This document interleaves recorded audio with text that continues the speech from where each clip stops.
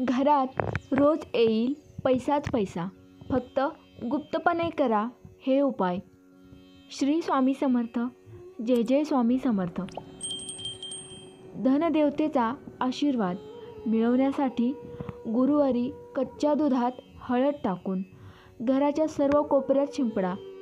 हा उपाय केल्याने घर, पैसे आणि धन धान्याने भरलेले असेल आणि कधीही कशाचीही कमतरता भासणार नाही.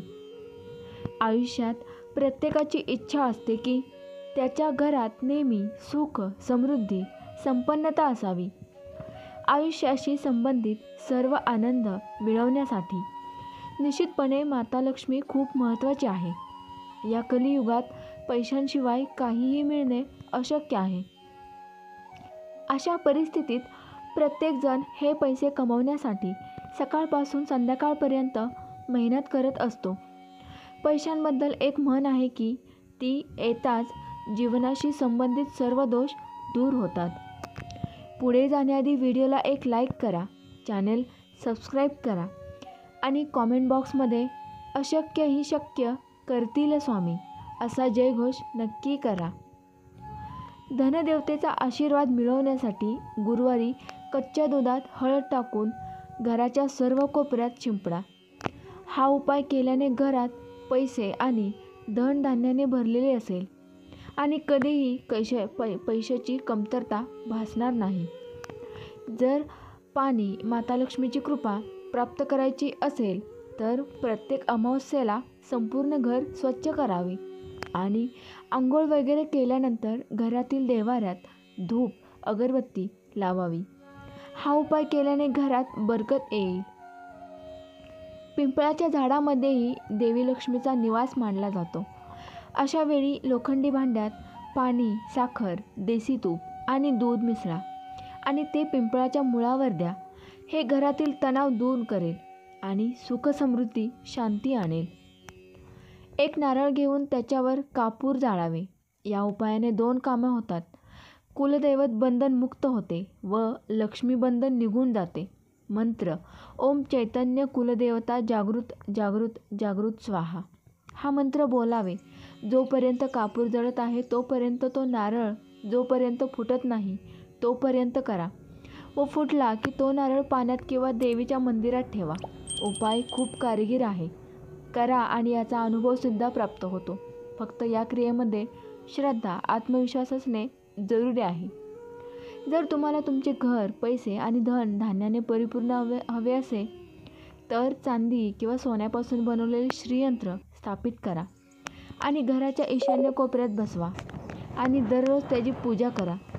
उपाय केल्याने पैशाचा मार्ग मोकळा होईल.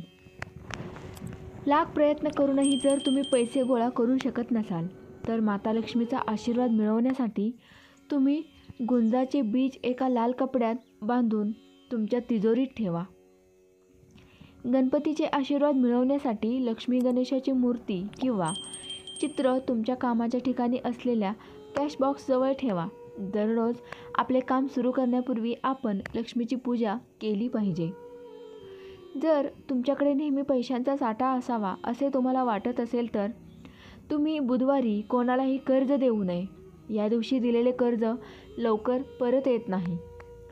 कर्ज देण्याप्रमाणे कर्ज घेण्यासाठी दिवसाची काळजी घ्या आणि मंगळवारी कर्ज घेऊ नका. परंतु या दिवशी लोकांकडून घेतलेले पैसे परत केले पाहिजेत. कोणत्याही महत्त्वपूर्ण कामास जाण्यापूर्वी देवीला दही किंवा कोणतीही पांढरी गोड मिठाई अर्पण करा.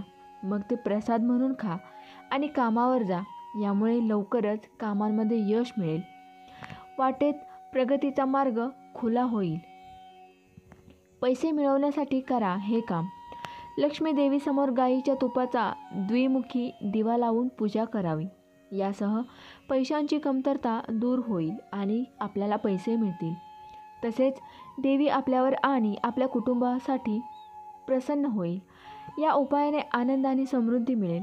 जर आपणास मदत हवी असेल आणि आपल्याला असे वाटत असेल की आपल्या धनलाभाचे मार्ग बंद होत आहेत तर आपल्या घराच्या उत्तर-पश्चिम दिशेने धनासंबंधित म्हणजेच एखाद्या कर्जाशी संबंधित कागदपत्र ठेवा.